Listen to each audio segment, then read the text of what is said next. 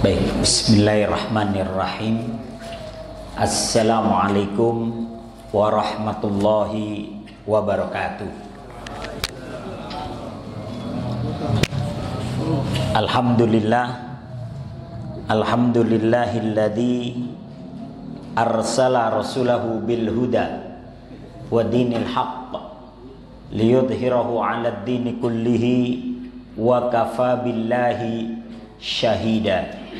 Asyhadu an la ilaha illallah wahdahu la syarikalah wa asyhadu anna Muhammadan abduhu wa rasuluhu la nabiyya ba'da. Allahumma salli wa sallim ala Muhammad wa ala alihi wa sahbihi ajmain, amma ba'du. Bapak-bapak yang dirahmati oleh Allah Subhanahu wa taala, alhamdulillah malam hari ini kita mengawali malam kita dengan beribadah, bermunajat kepada Allah Subhanahu wa taala, dilanjutkan dengan mendengarkan tausiah sampai waktu isya tiba. Mudah-mudahan duduk dan hadirnya kita di tempat yang mulia ini senantiasa menjadi pemberat timbangan amal baik kita nanti yaumul qiyamah. Amin ya rabbal alamin. Salawat dan salam senantiasa tercurah kepada Nabi Allah Muhammad sallallahu alaihi wasallam, kepada keluarga, para sahabat dan para pengikut beliau sampai akhir zaman nanti. Bapak-bapak yang dirahmati oleh Allah Subhanahu wa taala, tema kita malam hari ini adalah amalan pembuka pintu surga. Pada dasarnya setiap amal baik yang diridhoi oleh Allah itu akan mendatangkan rahmatnya dan mengantarkan seseorang kepada surga. Jadi hal yang terpenting yang bisa memasukkan kita ke dalam surga itu adalah rahmat Allah. Dan rahmat Allah itu harus kita raih dengan amal soleh. Rahmat itu artinya kasih sayang Allah. Makanya kita tidak bisa berbangga dengan banyaknya amal. Maka dalam sebuah hadis disebutkan, innakum la tadkhulunal jannata bi'a'malikum illa birahmatillah. Sesungguhnya kalian masuk surga bukan semata-mata karena amalan kalian. Illa birahmatillah, kecuali karena rahmat Allah. Jadi amalan kita itulah yang mendatangkan rahmat Allah. Maka kemudian sahabat bertanya, wala anta ya Rasulullah, wala ana, kata Nabi. Engkau juga ya Rasulullah, engkau tidak masuk surga karena amal-amalanmu juga. Wala ana, aku juga, kata Nabi. Illa, kecuali Allah telah memberikan rahmat kepadaku. Jadi kita nggak bisa kalau amalnya sedikit terus gak masuk surga, belum tentu juga. Kalau amalnya banyak pasti masuk surga, belum tentu juga. Makanya dalam hadis yang diriwayatkan oleh Imam Bukhari disebutkan, kana min bani Israel baghiyatun min baghayati bani Israel. Dulu, pada masa dulu, kata Nabi, ada seorang pelacur pada zamannya Bani Israel, di mana kemudian dia kehausan, dia mendatangi sumur, kemudian dia ambil air minum dari sumur tersebut. Setelah dia mau pergi, dia melihat seekor anjing yang sedang menjilat-jilati pasir karena haus. Maka kemudian dia melepaskan sepatu yang tinggi itu di atas mata kaki, dia lepaskan, kemudian dia turun ke sumur, dia ambil dengan sepatunya tadi, dia kasih minum itu anjing. Ya. Tidak beberapa lama dia melanjutkan perjalanan, dia meninggal dunia. Ya. Dia kemudian meninggal dunia. Maka Allah memasukkannya ke surga karena amalan tadi, ngasih minum anjing. Loh Ustaz, kok kayaknya nggak adil? Itu hak Allah ya. Memberikan rahmat itu hak Allah. Memberikan kasih sayang itu hak Allah. Ada orang yang amalannya sedikit, tapi karena mendatangkan rahmat Allah, Allah masukkan ke dalam surga. Jangan nanya lagi apa langsung ke surga apa dicuci dulu Ustaz. Itu urusan Allah. Tapi yang jelas dia masuk surga karena amalannya yang tadi. Ngasih minum seekor anjing. Tapi jangan kemudian kita ngambil pemahaman, berarti melacur aja dulu habis itu ngasih minum anjing. Jangan. Yang sudah ada di diri kita ini dijaga. Keimanan, keislaman yang sudah ada, amal soleh yang sudah ada dijaga. Jangan dirusak, jangan dirusak lagi. Kita bisa mengambil kesimpulan begini. Kalau memberikan minum seekor anjing saja bisa mendatangkan rahmat Allah, kemudian menyebabkan seseorang masuk ke dalam surga, apalagi amal-amal yang lainnya yang memang Allah perintahkan dan di situ ada fadilah. Ya. Makanya ada orang yang sudah bunuh 100 orang akhirnya masuk surga juga. Ya. Dan itu banyak kisah-kisah itu disebutkan dalam kitab Riyadhus Shalihin jilid kedua bab tentang kisah-kisah. Ya. Banyak hadis-hadisnya. Nah ini. Jadi pada dasarnya setiap amal baik yang diridhoi oleh Allah akan mendatangkan rahmatnya, kasih sayangnya, dan mengantarkan seseorang kepada surga. Namun ada beberapa amalan yang secara khusus menjadi penyebab dimudahkannya kita meraih surga. Apa saja itu? Dalam hadis Abu Hurairah berkata, Su'ila Rasulullah sallallahu alaihi wasallam an aktsari ma yudkhilun nasal jannah. Faqala taqwallah wa husnul khuluq. Wa su'ila an aktsari ma yudkhilun nasan nar. Faqala al-fam wal farj.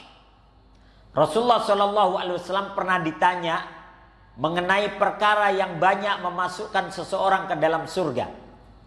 Maka beliau menjawab, taqwallah wa husnul khuluq. Yang banyak memasukkan seseorang ke dalam surga, yang pertama adalah takwa kepada Allah. Yang kedua, wa husnul khuluq.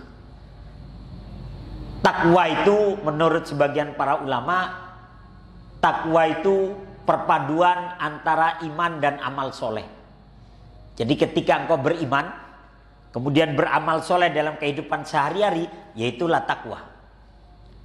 Ada yang menyebutkan juga takwa itu ketika engkau berusaha melaksanakan perintah-perintah Allah, kemudian engkau berusaha menghindari larangan-larangannya, yaitulah takwa.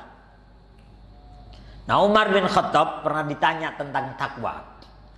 Kata Umar, ketika engkau berjalan di jalan yang penuh dengan duri, kemudian engkau berjalan berhati-hati agar tidak terkena duri-duri tersebut, fadzalika taqwa, maka itulah takwa. Dan duri-duri tersebut itu adalah dosa dan maksiat. Jadi ketika kita dalam hidup berusaha menghindari dosa dan maksiat, yaitulah takwa. Gampang sebenarnya pengucapannya, dari pelaksanaan dalam kehidupan sehari-hari nggak mudah. Jadi takwa yang banyak memasukkan seseorang ke dalam surga. Yang kedua, wa husnul khuluq, akhlak yang baik. Ciri akhlak yang baik, pepatah Arab mengatakan begini, al birru syai'un hayyinu wajhun talikun wa kalamun layyinu. Berbuat baik atau akhlak yang baik itu mudah sekali. Yang pertama apa? Wajhun talikun. Engkau tampakkan wajah berseri-seri di hadapan orang lain, itu sudah akhlak. Wa kalamun layyinu, dan ucapan yang baik, ucapan yang lemah lembut. Ketemu orang senyum, menampakkan wajah yang sumringah, itu akhlak. Jangan ketemu orang manyun aja. Udah pagi-pagi ketemu tetangga manyun. Lu kenapa sih manyun banget ya? Emang muka gue begini gitu ya. Oh, kalau setelan pabriknya begitu apa boleh buat ya. Tapi setidaknya pagi itu ketemu orang tuh ya senyum, assalamualaikum, mau kemana? Paling enggak negur ya. Jadi wajhun tolikun, wajah berseri-seri, menampakkan wajah yang sumringah, itu adalah akhlak. Wa kalamun layyinu, dan ucapan yang lemah lembut. Ini kadang kita sama orang galak banget, kadangnya negur tapi apa kata-katanya itu intonasinya itu ya, nada suaranya itu gimana gitu ya. Nah, ini. Jadi takwa dan akhlak yang baik. Kemudian Rasulullah pernah ditanya tentang perkara yang menyebabkan seseorang masuk ke dalam neraka. Maka beliau menjawab al-fam wal farj. Hal yang banyak memasukkan seseorang ke dalam neraka adalah al-fam, mulut. Karena mulut ini kadang kita nggak bisa jaga. Kadang kita memfitnah orang, menuduh orang, itu dengan mulut kita. Menghina orang, mencaci maki orang, menghujat orang, itu dari mulut kita. Walaupun sekarang nggak hanya mulut, komentar kita di media sosial itu mulut juga, walaupun ngetiknya pakai jari. Coba netizen kita ini kadang masya Allah Pak, kalau ngasih komentar tuh Pak ya, wah kebun binatang aja kadang disebut-sebut Pak. Ya. Nah ini, jadi hati-hati. Mulut, ya, mulut ini banyak memfitnah, menghujat, menghina, ya, merendahkan itu kadang dengan mulut. Sekarang nggak hanya mulut, lewat YouTube juga bisa. Dia ngomongnya di YouTube, ya. Nah ini. Kemudian wal farj, dan kemaluan, yakni melakukan perzinahan. Na'udzubillahi min dzalik. Jadi amalan pembuka pintu surga yang pertama adalah takwa kepada Allah, dan yang kedua adalah akhlak yang baik. Akhlak yang baik. Kemudian yang berikutnya, yang ketiga, ya, yang bisa membuka pintu surga, menuntut ilmu agama. Maka bapak-bapak ini bersyukur masih mau datang ke masjid, masih datang ke majelis taklim. Di luar sana banyak orang punya kesempatan, punya waktu, sehat walafiat, tapi nggak bisa datang ke majelis taklim. Ya, nggak bisa. Tapi kalau lihat TikTok 3 jam kuat dia, sambil rebahan gitu ya, kuat ya. Tapi untuk ngaji begini, waduh berat banget. Maka bersyukur nih yang masih mau mencari ilmu agama. Ya. Memang pada dasarnya Islam itu memerintahkan umatnya untuk menuntut ilmu. Ilmu apa aja, dunia ataupun akhirat. Ya. Karena Nabi menyatakan secara umum, thalabul ilmi faridatun ala kulli muslimin wa muslimah.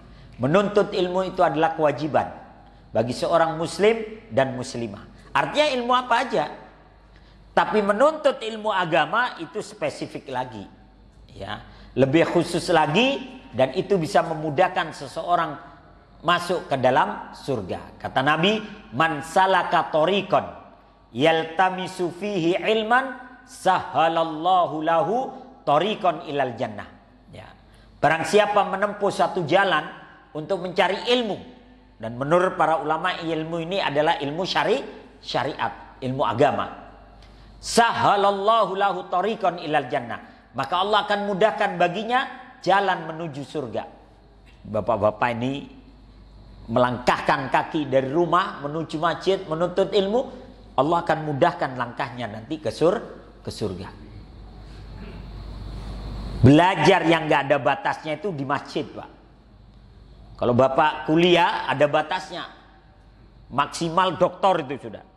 Kalau mau dikejar lagi profesor. Dan itu dokter paling 2 tahun. Nanti profesor ngambil lagi 2 tahun misalnya. Masih ada batasnya. Tapi yang nggak ada batasnya nih di masjid ini. Coba mungkin pengajian di sini nih mungkin dari tahun 70-an udah ada. Atau dari awal masjid ini berdiri sudah ada. Yang dulunya remaja ngaji sekarang mungkin sudah aki-aki masih ngaji. Oh luar biasa. Itu di atasnya profesor, doktor. Cuman nggak ada ujiannya aja. Ya, kalau ada ujiannya kabur semua nih, ya. Ustadznya nanya gitu, wah udah kabur. Udah jangan ngaji sama ustadz itu, kenapa ditanya melulu, ya. Apalagi kalau nggak bisa jawab suruh lari lapangan gitu kan. Nggak jadi ngaji gitu ya. Ya alhamdulillah gitu. Ngaji di masjid itu tidak ada batasnya, ya. Nah ini, man salaka thoriqan yaltamisu fihi ilman sahalallahu lahu thoriqan ilal jannah. Ini yang ketiga. Yang keempat, hal yang memudahkan kita masuk ke dalam surga adalah membaca ayat kursi di setiap selesai sholat fardu. Ya. Kata Nabi dalam hadis An-Nasa'i, dan hadis ini sahih derajatnya, man qara'a ayatal kursi dubura kulli salatin lam yamna'hu min dukhulil jannah illa ayyamut. Kata Nabi SAW, barang siapa yang membaca ayat kursi setiap selesai sholat, yang dimaksud adalah sholat lima waktu, maka tidak ada yang dapat menghalanginya untuk masuk surga kecuali dia harus melalui kematian terlebih dahulu. Artinya apa?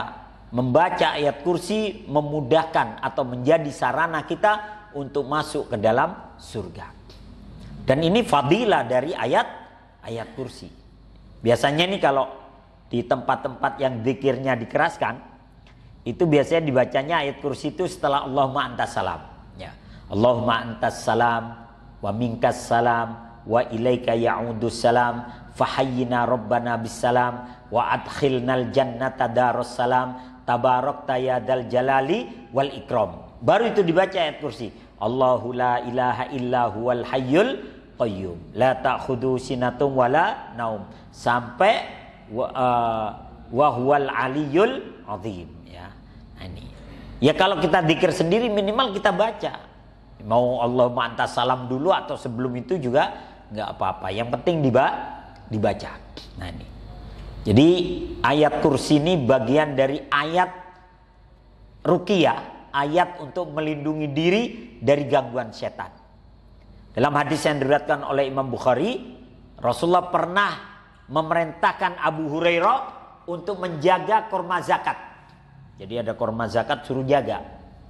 Siap ya Rasulullah, dijaga. Kata Nabi, siapapun yang minta jangan dikasih. Ya Rasulullah. Maka Rasulullah pulang. Datanglah kemudian orang dalam pakaian lusuh. Dia menyatakan, rajulun miskin qadin qata'at biyas safar wa ana dal hajah, ya. Saya orang miskin, kehabisan bekal, dan saya punya hajat, anak saya banyak, ada istri dan sebagainya, butuh makanan. Tolong berikan kurma zakat. Kata Abu Hurairah, nggak boleh. Nabi melarangku. Wah, karena dia merengek-rengek, akhirnya terpaksa dikasih. Dikasihlah. Ya udah, jangan balik lagi ya. Ya, udah. Subuh hari, habis sholat subuh, Nabi memanggil Abu Hurairah. Ya Abu Hurairah, dipanggil. Ma fa'ala ashiratakal barihah. Apa yang dilakukan tawananmu tadi malam? Oh, Nabi tahu. Ya, kaget Abu Hurairah. Ya. Kalau kita kan tahu karena ada CCTV gitu kan. Nabi kan tahu dari mana? Malaikat memberitahukan.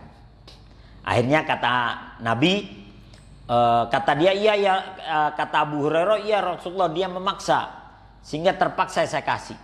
Ya. Dan dia janji dia akan balik lagi. Kata Nabi, kadabah, bohong. Dia nanti malam pasti balik lagi, kata Nabi. Innahu kadubul kadub. Dia adalah pendusta di atas pendusta. Ya. Benar, malam harinya Abu Hurairah jaga lagi, datang lagi, merengek-rengek lagi, ya, merengek-rengek lagi. Akhirnya oleh Abu Hurairah ditangkap, diikat di tiang masjid. Nah, ini masjid luar biasa, desainnya nggak ada tiang, ya. Kalau di Masjid Nabawi masih banyak tiang gitu, diikat di tiang masjid. Tapi dia merengek-rengek, lepaskan saya. Enggak, kamu saya akan pertemukan dengan Rasulullah. Lepaskan, saya enggak mau ketemu dengan Muhammad. Ya. Akhirnya dia mengatakan, saya kasih kamu satu rahasia. Tapi dengan syarat kau lepaskan saya. Apa rahasianya? Iya, lepaskan dulu. Nanti saya kasih tahu. Ya udah, dilepasin. Apa rahasianya? Kata dia, idza awaita ila firashika. Jika engkau sudah rebahan di atas tempat tidurmu malam hari, faqra ayatal kursi min suratil Baqarah. Bacalah ayat kursi dari surat Al-Baqarah. Maka dia bacakan tuh, Allahu la ilaha illa huwal hayyul qayyum ila akhiril ayat. Dia bacakan Allahu la ilaha illa huwal hayyul qayyum sampai ayat terakhir. Dia tidak berani menyelesaikannya. Ya. Kalau engkau baca itu, maka sepanjang malam kau akan dilindungi dari gangguan setan. Ya. Setan tidak akan mendekat kepadamu, kau akan dilindungi. Dan kau akan mendapatkan keamanan dari Allah dan fadilah. sampai pagi hari. Itu keutamaan ayat kursi. Oh ya sudah, karena kau sudah ngasih rahasia, silakan pergi. Akhirnya pergi dia. Pagi harinya Nabi nanya, ma fa'ala ashiratakal bariha. Apa yang dilakukan oleh tawananmu semalam? Oh, saya tangkap ya Rasulullah. Terus saya lepaskan lagi. Kenapa? Karena dia memberitahu satu rahasia kepada saya. Jadi saya lepaskan. Apa rahasianya? Dia ceritakan tuh, idza awaita ila firashika. Jika engkau sudah mulai tidur dan sebagainya, baca ayat kursi. Kata Nabi, innahu sadaqah. Kali ini dia benar, kata Nabi. Kali ini dia benar, kali ini dia jujur. Innahu kadubul kadub. Tapi dia adalah pendusta di atas pendusta. Innahu iblis. Sesungguhnya yang datang kepadamu adalah iblis. Mengajarkan satu rahasia kepadamu. Ini bedanya iblis sama kita. Kalau iblis kepepet, jujur dia, Pak. Ya, jadi iblis tuh kalau kepepet jujur, dia kasih tahu sebenarnya. Kalau kita kepepet gak kepepet tetap bohong. Ya, apalagi yang senang beli burung nih, suka bohong sama istrinya. Ya, beli burung 2 juta ini terbawa pulang. Beli lagi burungnya. Berapa harganya? Murah, cuma 200. 200 apa? 200 ribu. Padahal 2 juta, Pak. Ya. Ini yang suka ikan juga begitu, ikan arwana gitu, Pak ya. Beli 2 juta dia. Ditanya sama istrinya, berapa Bang beli arwana kecil begini? Cuma 200 gitu ya. Padahal 2 juta. Itu gak kepepet padahal, Pak ya. Dan kalau kepepet dipecek itu nanti arwananya ya. Jadi iblis memberitahukan tentang ayat kursi. Maka Rasulullah menyatakan, man qara'a ayatal kursi dubura kulla salatin lam yamna'hu min dukhulil jannah illa ayyamut. Siapa yang membaca ayat kursi setelah sholat 5 waktu, tidak ada yang menghalanginya untuk masuk ke dalam surga kecuali dia harus melalui kematian terlebih dahulu. Ini yang keempat. Yang kelima, menyingkirkan gangguan dari jalanan. Ya, menyingkirkan gangguan dari jalanan. Ketika Nabi Isra dan Mi'raj ditampakkan kepada beliau surga. Uridot ilayyal jannah, ditampakkan kepadaku surga. Laqad ra'aitu rajulan yatakallabu fil jannah fi syajaratin qata'aha min dhahrit tariq. Kanat tu'dhin nas. Kata Nabi, aku melihat di surga ada orang yang kerjaannya mondar-mandir aja di surga.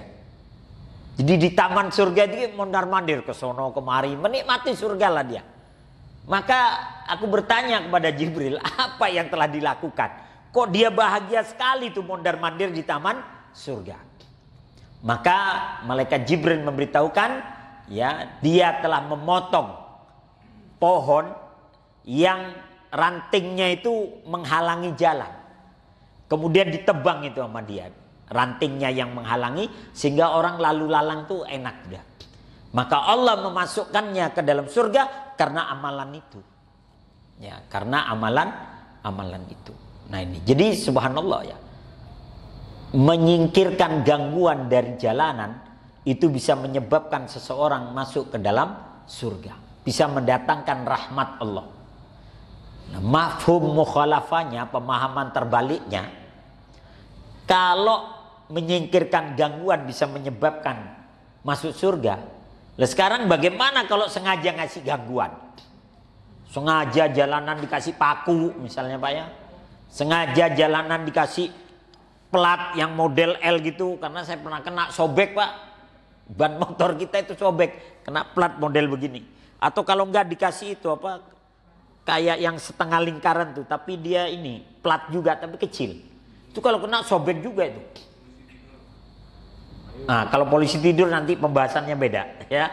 Ini yang sengaja ini dikasih paku, kasih plat dan sebagainya. Kena lah kita, bocor, sobek. Terus kita dorong 100 meter dari itu ada tambal ban, kan curi gesen kita jadinya. Ya.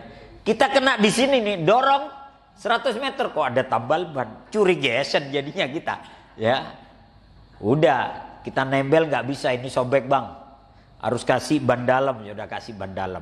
Mana jam setengah 12 malam nih gitu ya. Udah dikasih. Berapa bang? 150. Wah, ban dalam 150. Ya, jam setengah 12 bang, kata ya. Jamnya pun ikut menghargai gitu ya. Setelah kita selesai, baru kita mau jalan, ada lagi yang dorong. Jadi tambah curigation kita. Ya, kok korbannya bukan cuman kita. Ya, ada banyak korban. Dan memang Pak, ada kalau kita lihat di media sosial, itu ada relawan-relawan yang pakai besi berani itu. Ya, di Jalan Gatot Subroto ataupun di mana itu Panjaitan. Itu pagi aja udah banyak itu dapatnya. Dan itu modelnya 3. Kalau nggak paku, terus plat yang setengah lingkaran kecil itu, sama yang plat model gitu tuh segitiga. Itu bikin sobek semua. Ya. Kalau sengaja itu, kalau misalnya sengaja yang menabur misalnya, karena memang saya pernah lihat di media sosial di daerah yang yang pesawat terbang tuh yang di Halim. Di daerah Halim ada tukang tambal ban diusir sama bapak-bapak ojol itu. Kenapa? Karena mereka kena terus tiap hari. Diusir sampai akhirnya dibongkar, ternyata ada pakunya seperti itu udah disiapkan dan sebagainya. Akhirnya diusir, gak boleh ada di situ. Ya. Kenapa? Ya bayangkan bapak-bapak ojol kalau tiap hari bocor gimana? Ya. Nah, sengaja itu hati-hati. Losan bagaimana kalau polisi tidur? Kalau polisi tidur nih tergantung niat. Kembali kepada niat. Memang dalam hadis itu Nabi menyatakan ratakan jalan supaya orang tidak terganggu atau tidak jatuh dan sebagainya. Sekarang masalahnya ada beberapa perumahan atau jalan tertentu yang kalau diratain, ini mohon maaf pengendaranya nggak punya otak juga kadang, main ngebut aja gitu kan, main ngebut, anak kecil jadi korban, emak-emak jadi korban, banyak korban yang ketabrak misalnya. Akhirnya dibuatlah polisi tidur supaya nggak terlalu kencang. Kalau niatnya seperti itu nggak masalah. Tapi benar polisi tidur, bukan TNI tidur ketinggian Pak, sampai geduk-geduk gitu ya. Nah ini kalau bisa ya ada lah, tapi jangan terlalu tinggi. Sekedar nakut-nakutin aja biar orang nggak ngebut gitu ya. Terus dikasih warna putih hitam gitu. Ini kalau nggak dikasih warna Pak, kita pernah geledek gitu Pak, ya kan langsung bisa turun berok gitu ya. Nah, ini. Tapi ada satu jalan di daerah Cijantung situ. Tapi memang itu komplek tentara ya. Begitu masuk di situ, saya hitung gitu karena saya tiap hari lewat situ dulu. Saya hitung polisi tidurnya itu. Dari mulai masuk sampai keluar tuh 97 Pak. Ininya polisi tidurnya itu. Dalam hati saya pantesan bisa turun berok lewat sini ya. Itu ibu-ibu hamil bisa keguguran tuh ya. Karena banyak gitu. Ya banyak. Ya tujuannya bagus sih. Karena kalau dibiarkan tuh udah jalannya gede ya. Halus aspalnya itu kalau nggak dikasih polisi tidur, begini Pak, wang gitu Pak. Makanya tiap 200 meter apa 300 meter gitu ada polisi tidurnya. Cuman ya itu ada yang benar-benar polisi tidur, ada yang TNI tidur Pak, ketinggian gitu ya. Nah, tapi sekarang kayaknya sudah agak ini. Jadi saya hitung tuh 97 kurang 3 lagi 100 tuh Pak ya. Nah ini. Jadi ya kitanya yang berhati-hati. Jadi intinya di jalan itu kalau ada gangguan, kalau kita bisa menyingkirkannya, singkirin. Kan kadang suka ada batu tengah jalan tuh Pak ya. Walaupun gak gede batunya, tapi ada gitu. Kalau bisa pinggirin, tendang ke pinggir. Jangan malah ditendang ke tengah. Berapa banyak kadang batu itu kelindes ban, mentalnya ke orang lain. Ya. Maka menyingkirkan gangguan dari jalanan itu bisa menyebabkan seseorang masuk ke dalam surga. Kemudian yang ke-6, ke-7, ke-8 dan yang ke-9 ini disebutkan dalam satu hadis.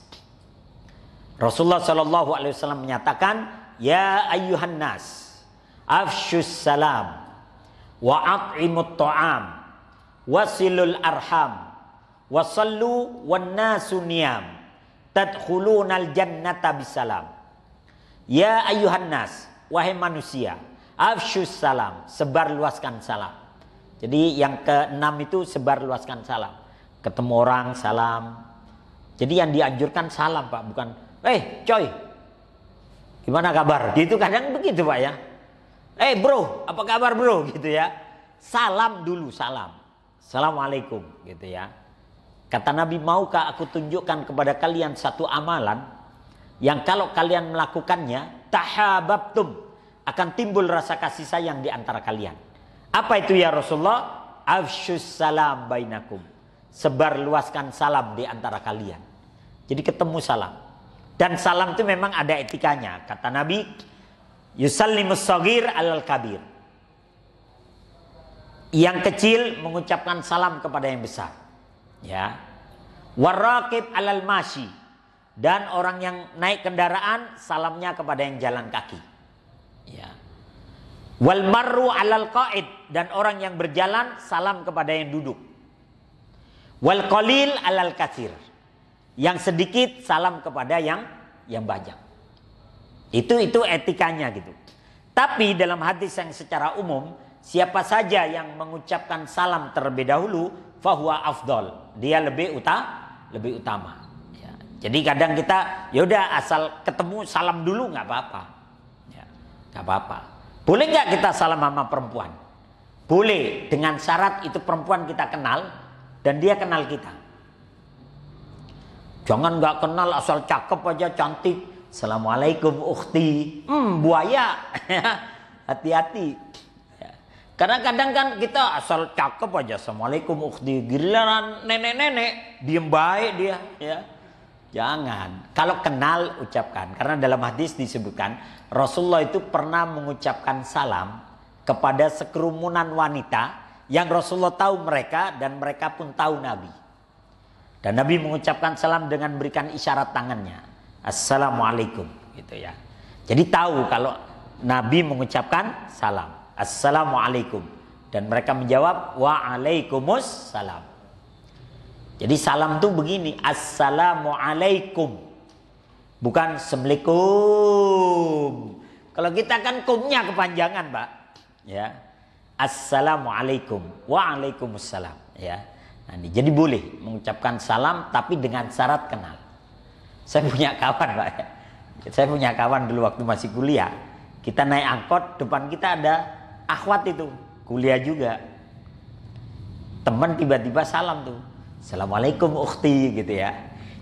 Salamnya nggak dijawab, dia malah begini. Siapa lu gitu ya. Bukannya dijawab tuh salam, dia malah siapa lu gitu ya. Karena nggak kenal. Kalau nggak kenal nggak usah macem-macem lah ya, nggak usah. Tapi kalau kenal silahkan mengucapkan salam. Jadi sebarluaskan salam, itu yang keenam. Yang ketujuh sodako, memberikan makan. Sodako. Dan sodako ini bukan hanya makanan ya, sodako itu lebih luas maknanya. Bisa makanan, bisa harta, bisa pakaian, bahkan senyum pun sodako. Ya. Kemudian silaturahim, itu dapat memudahkan kita masuk ke dalam surga. Dan silaturahim yang dimaksud adalah menyambung tali persaudaraan dengan sesama kerabat karib dari jalur bapak ataupun dari jalur ibu. Ya. Walaupun makna silaturahim kemudian lebih diperluas lagi, ya, bahwa kita hadir ke majelis taklim ini pun juga bagian dari silaturahim. Diambil dari kata rahim sebenarnya, artinya ada keterikatan nasab. Ya. Dan memang manfaat silaturahim itu luar biasa. Ya. Kemudian berikutnya sholat malam. Ya. Engkau melaksanakan sholat di saat orang-orang sedang tertidur. Ya, di saat orang-orang sedang tertidur, maka tadkhulunal jannata bisalam. Maka engkau akan masuk ke dalam surga dengan damai, dengan selamat. Jadi yang nomor 6 menebarkan salam, nomor 7 sedekah, nomor 8 silaturahim, dan yang nomor 9 adalah sholat malam. Dan orang yang sering melaksanakan sholat malam, Allah berikan kepada dia qaulan tsaqila, perkataan yang berbobot, ya, perkataan yang berbobot, perkataan yang bermanfaat buat banyak orang, ya, qaulan tsaqila. Kemudian berikutnya, amalan yang bisa memasukkan kita ke dalam surga, yang ke-10 adalah menjenguk orang sakit. Jangan meremehkan ketika kita menjenguk saudara-saudara kita yang sakit.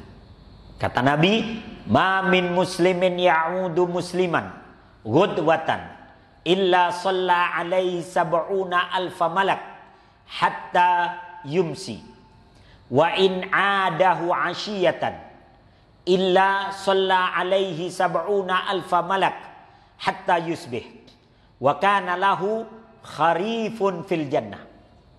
Kata Nabi, tidaklah seorang muslim menjenguk muslim yang lainnya, ya, yang sakit maksudnya, melainkan 70.000 malaikat akan memintakan ampun untuknya hingga dia berada di sore hari. Keutamaannya luar biasa menengok orang yang sakit. Dan jika menjenguknya di sore hari, maka 70.000 malaikat akan memintakan ampun untuknya hingga dia berada di pagi hari.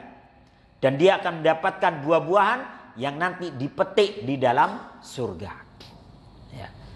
Jadi jangan meremehkan menjenguk orang sakit, fadilahnya luar biasa. Ya dulu kita sebelum COVID itu nengok orang sakit tuh enak aja Pak ya. Rame-rame kita ke rumah sakit mendoakan ya. Tapi begitu ada COVID mau di swab dulu Pak, nggak jadi ya. Swab dulu yang mau nengok, wah ya jadi. Ya. Tapi alhamdulillah sekarang sudah nggak seperti itu lagi. Cuman jadinya ada kekhawatiran sekarang gitu ya. Mau nengok pun kadang kita juga khawatir nggak seperti sebelum ada COVID itu. Ya. Dan Nabi itu kalau menengok orang sakit, Nabi itu memberikan kata-kata motivasi. Nabi pernah menengok Sa'ad bin Abi Waqqas. Ya, dia sakit panas. Apa kata Nabi? La ba'sa, tahurun insyaallah. Kata Nabi, nggak apa-apa, penyakitmu ini nggak membahayakan, nggak apa-apa. Ya, tahurun insyaallah. Penyakitmu ini akan menghapus dosa-dosamu insyaallah. Sebagaimana daun-daun yang berguguran, daun-daun yang sudah layu berguguran. Nah seperti ini, sakitmu akan menggugurkan dosa-dosamu. Jangan ditakut-takutin nengok orang sakit. Lu sakit apaan? Ini tipes, wah hati-hati tetangga gue mati kemarin ya. Jangan ditakut-takuti. Ya, berikan motivasi. Nggak apa-apa, ini jauh dari nyawa ya. Tenang aja, ini insya Allah menggugurkan dosa-dosa. Jadi yang sakit itu ada semangat untuk sembuh. Kemudian kenapa orang-orang yang nengok itu sering bawa buah-buahan? Karena di sini hadisnya menyebutkan, dan dia akan mendapatkan buah-buahan yang nanti dipetik di surga. Sehingga orang karena yang terngiang adalah buah-buahan, akhirnya nengok orang sakit bawa buah, bawa jeruk, bawa pisang, bawa apel gitu kan, pokoknya buah-buahan, anggur gitu kan. Ya karena apa yang terngiang dalam hadis memang buah-buahan. Ya, ini kadang udah nggak bawa buah, pakai nanya lagi, lu yang dirasa apaan? Kata yang sakit, kagak rasa apa-apa. Lalu nggak bawa apa-apa.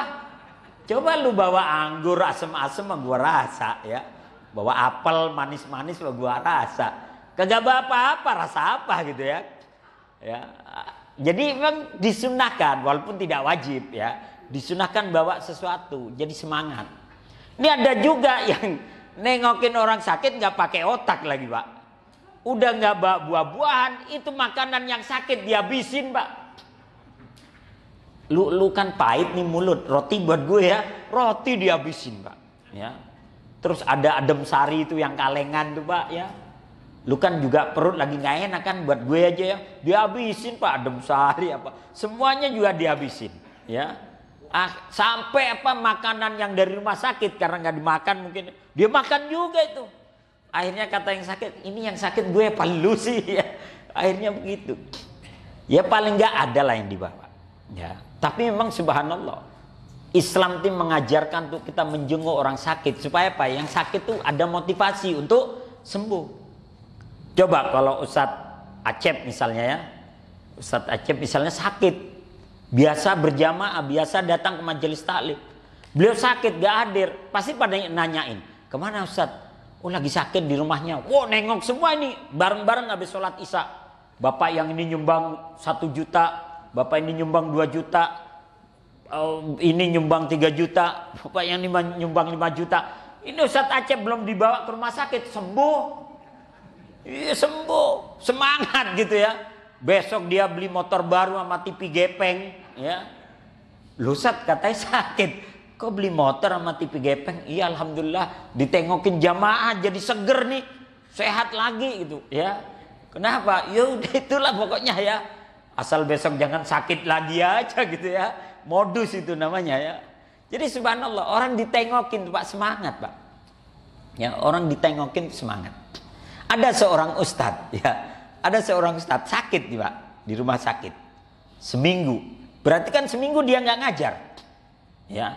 Seminggu nggak ngajar. Tapi dia jamaahnya banyak. Pada nengokin. Kata istrinya, ini Pak Ustadz nih biar nggak ngajar amplopnya datang terus ini ya. Jadi dia nggak ngajar tapi justru amplopnya nyamperin dia. Kenapa? Yaitu karena silaturahim. Maka banyak-banyak silaturahim ya. Dan menjenguk orang sakit itu fadilahnya luar biasa. Maka kalau kita tahu bahwa kita akan didoakan oleh malaikat dari pagi sampai sore, dari sore sampai pagi, maka tentunya kita akan senantiasa senang menengok orang yang sakit. Walaupun sekali lagi bukan kewajiban, tapi hal yang disunahkan. Ya. Kemudian ini 10 hal yang tadi memudahkan seseorang untuk masuk ke dalam surga. Kemudian ini ada khusus untuk wanita supaya mudah masuk ke dalam surga. Dalam hadis yang diriwayatkan oleh Imam Ahmad dan Ibnu Hibban, Rasulullah SAW menyatakan, "Idza shallatil mar'atu khamsaha wa shamat syahraha wa hafidat farjaha wa ata'at zawjaha qila laha udkhulil jannah min ayyi abwabil jannati syi'ti." Kata Nabi SAW, apabila wanita menjaga sholat 5 waktunya, jadi sholat 5 waktunya dijaga benar, dan dia menjaga puasa Ramadannya, ya. Kemudian dia menjaga kemaluannya, tidak melakukan perzinahan. Kemudian dia taat kepada suaminya yang soleh, jadi taat dalam perkara-perkara yang bukan maksiat, maka qilalaha, maka akan dikatakan kepada wanita itu, udkhulil jannah min ayyi abwabin syi'ti, masuklah engkau ke dalam surga dari pintu mana saja yang engkau kehendaki. Ya. Jadi surga itu ada 8 pintu gerbang yang besar, ya, di mana tiap pintunya ada nama. Kalau yang berpuasa dia masuk pintu puasa, yang rajin sholat dia masuk pintu sholat, yang rajin jihad dia masuk pintu jihad, yang rajin sedekah dia masuk pintu sedekah, yang rajin sholat malam dia lewat itu. Tapi wanita yang melaksanakan 4 perkara ini lebih mudah masuk dari pintu mana saja yang ia kehendaki. Ya, mudah-mudahan 10 amalan ya, ditambah dengan 4 lagi amalan yang khusus wanita ini, mudah-mudahan bisa kita lakukan dalam kehidupan kita sehari-hari, sehingga mendatangkan rahmat Allah dan menyebabkan kita dimasukkan ke dalam surga. Itu aja yang dapat saya sampaikan. Mudah-mudahan ini manfaat. Mari kita tutup dengan hamdalah dan doa kafaratul majlis. Alhamdulillahirabbil alamin. Subhanakallahumma wa bihamdika asyhadu an la ilaha illa anta astaghfiruka wa atubu ilaik. Assalamualaikum warahmatullahi wabarakatuh.